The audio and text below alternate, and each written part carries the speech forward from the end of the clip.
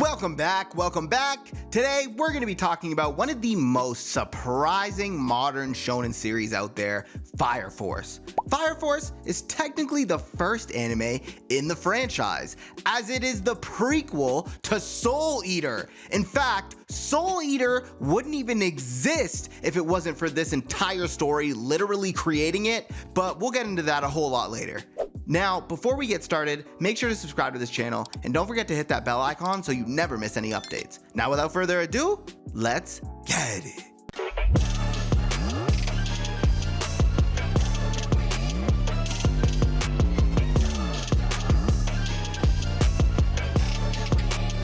Fire Force was created by Atsushi Okubo, the same Japanese manga artist behind Soul Eater.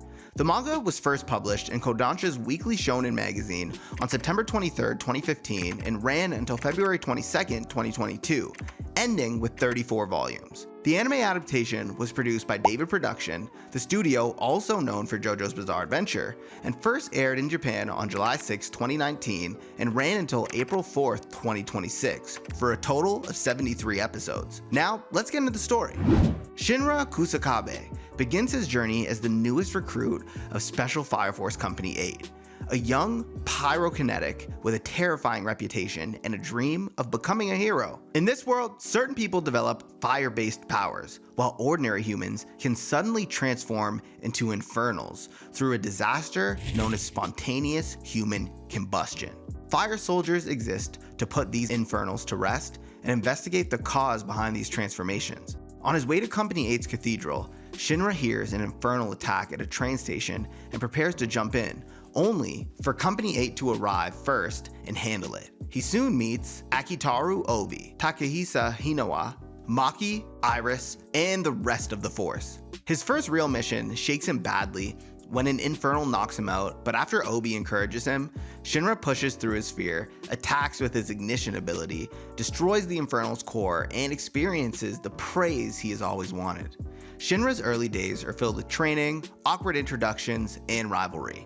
He meets Arthur Boyle, immediately clashes with him, and later gets humbled by Maki during combat practice. Company 8 teaches him that being a fire soldier is not just about fighting monsters, but also respecting the grief of the families left behind. This lesson hits Shinra during a domestic infernal case where Arthur purifies the victim while Obi risks himself to save a family photograph. Shinra realizes heroism is more than power.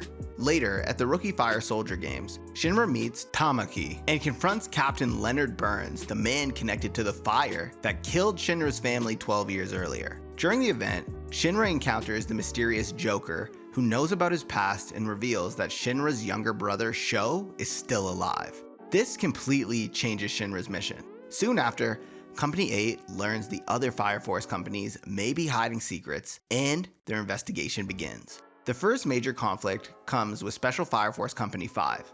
After an infernal criminal named Setsuo is stopped, Princess Hibana humiliates Shinra and abuses her authority. When Iris disappears, Shinra storms Company 5 to rescue her. Hibana overwhelms him with her heat-based abilities, but Shinra refuses to give up. He breaks through her illusion-like attacks, defeats her, and promises to be her hero whenever she needs one. This victory turns her from enemy to ally.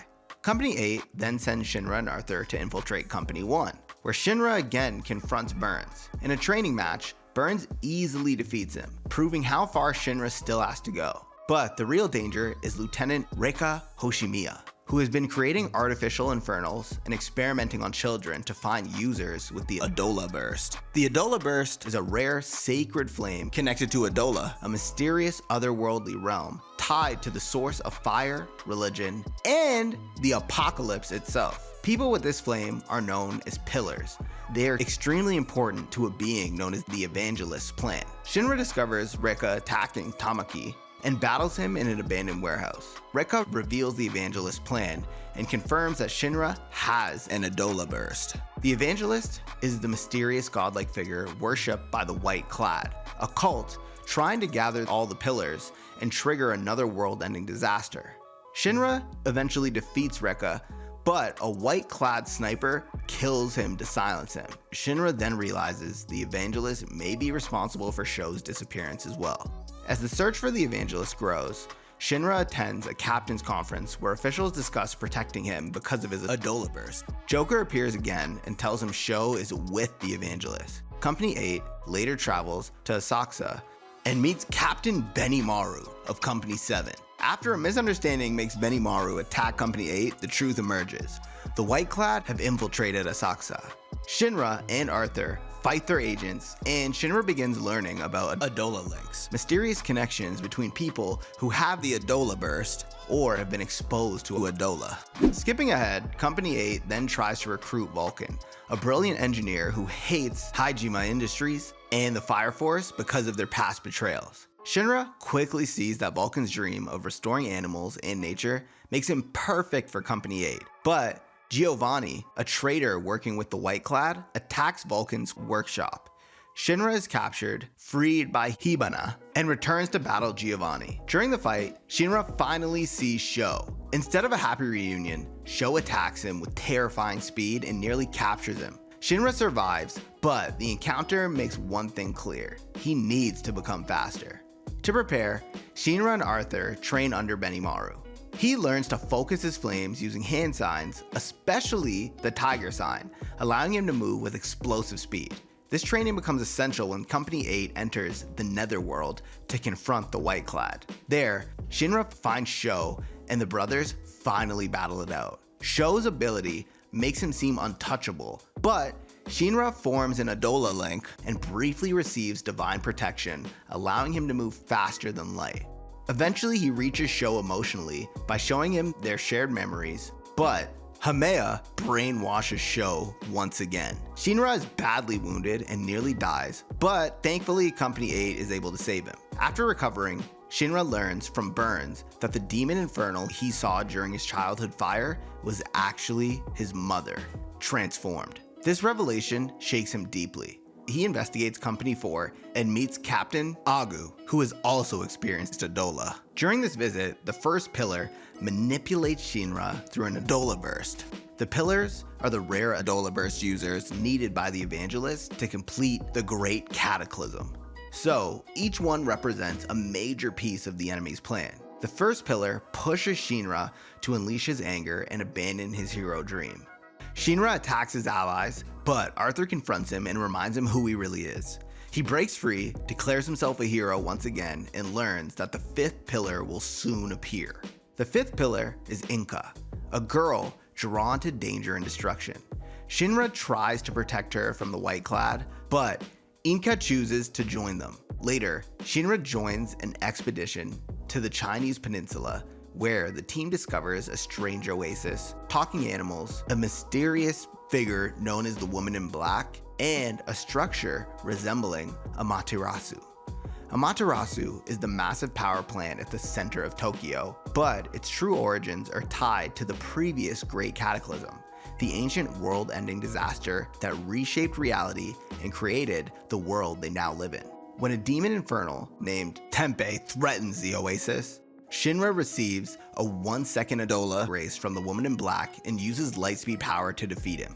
The truth he learns there is so dangerous that the authorities try to suppress it. Skipping ahead, the conflict escalates at Hajime Industries, where Shinra links with Nataku's son, another Adola burst user. Multiple factions fight over Nataku, including Hajime, Company 8, and the White Clad. Shinra tries to calm him during his rampage. Charon and Kurano also intervene. Afterward, Company 8 enters the Nether again, and Shinra battles Giovanni, learning that Adola links can connect those who have touched Adola, including Konro. Later on, when Obi is arrested, Company 8 becomes traitors to rescue him. Shinra allies himself with Joker against Burns at Fuchu Prison, and Burns, now aligned with the Evangelist's will, pushes Shinra to surpass himself. Shinra unlocks greater power through his link with Sho and defeats Burns with a lightspeed attack. Burns then entrusts the future to Shinra before being taken by his doppelganger.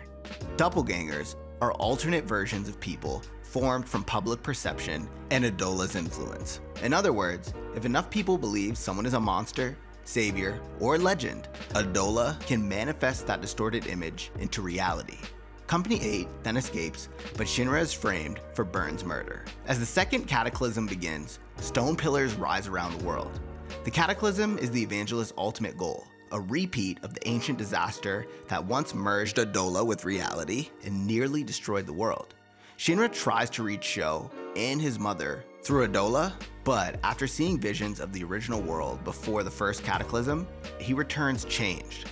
For 3 months, a violent doppelganger version of him possesses his body. When the real Shinra awakens, he learns Iris is the doppelganger of the first pillar and that reality itself is breaking down. The final battle then begins when the last pillar appears and a false Raffles Smith descends before humanity as their savior. To the people of the Tokyo Empire, Raffles is not just a historical figure. He is the legendary founder of the Holy Soul Temple, the sun-worshipping religion that shaped society's beliefs about fire, salvation, and the Fire Force itself. According to the temple doctrine, Raffles survived the Great Cataclysm, discovered the Adola Burst, and used that sacred flame with human technology to create Amaterasu, the power source that brought light back to civilization. But the truth behind Raffles is far darker. The real Raffles Smith was killed and absorbed by the demon Yona, who stole his appearance, took control of his followers, and used Raffles' reputation to reinvent himself as humanity's holy savior. From there, the demon founded a religion that secretly served the Evangelist and introduced Amaterasu, not just to rebuild civilization, but to advance the Evangelist's grand plan. Centuries later, Raffles' wife's diary helped Leonard Burns uncover this deception, revealing that the man worshipped as a messiah had been an imposter all along. So, when Raffles' doppelganger appears during the final crisis, the public sees him as a divine miracle, but Shinra sees the truth. He defeats the false savior, only for the terrified crowd to condemn him as a devil for killing their messiah. With humanity's faith shattered and despair spreading, Shinra and the other pillars are pulled into the Adola as the Great Cataclysm begins. Arthur, fighting this crazy powerhouse named Dragon, whose battle is so intense it literally takes them into space. These men are flying through the frickin' stars just battling it out with the power of pure will and imagination, gets a victory over him and gives Shinra the chance to fully awaken. After this, when Fairy, the leader of the Cataclysm Execution Force, tries to drop the moon onto the Earth, Shinra and Sho stop him, then enter Adola Burst to confront Hamea and the Evangelist. The Evangelist is a dimensional entity from Adola, an abstract incarnation born from the despair and collective fears of all intelligent life forms. Inside Adola, Shinra faces the full weight of humanity's despair. Hamea argues that death is the only salvation from endless suffering. She shows him Iris and the others dead, pushing him into a rage. After witnessing Obi's death, Shinra falls into despair and the world is consumed. But Arthur returns and reminds him of his heroism.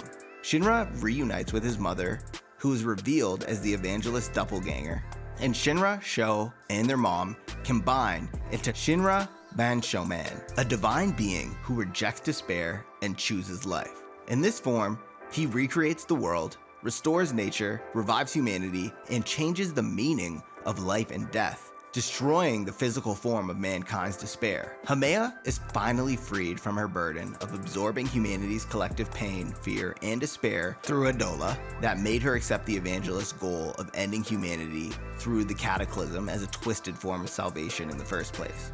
But the celebration is interrupted when a giant skeletal god appears, who is none other than Lord Death from Soul Eater. That's right, Shinra created the Soul Eater universe and the biggest WTF plot twist in the series. Shinra explains that he created this being to give the new world something tangible to worship and rely on. God, aka Lord Death, removes the powers from Shinra and the other living pillars, as well as Benimaru. And pretty much everyone, except for Arthur, because that boy flew up into space. Man's not even on the planet, so Lord Death couldn't even touch him. Bro's goated.